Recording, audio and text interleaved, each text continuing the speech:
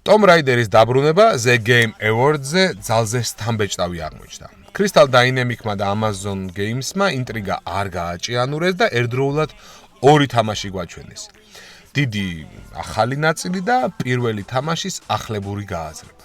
დავიწყოთ Tomb Raider კატალისტით. ეს არის სერიის სრულფასოვანი ახალი ფლაგმანური ნაწილი პირველი 2018 წლის შემდეგ და დეველოპერების განცხადებით ყველაზე მასშტაბური ფრანშაიზის ისტორიაში. თუმცა უცნაური იქნებოდა სხვანაირად რომ ყოფილიყო. ლარა ჩრდილოეთ ინდოეთში მიემგზავრება, სადაც მითიური კატაკლიზმი ძველ იდუმარ ძალებს გაანთავისუფლებს. სცენაზე ასევე გამოდიან კონკურენტი განძის მაძიებლები, რომლებიც მზად არიან ნაპოვნი მთელი მსოფლიოს საზიანოდ გამოიყენონ. Gameplay-ის მხრივ აქცენტი კეთდება დონეების ვერტიკალურობაზე, მასშტაბსა და კვლევაზე.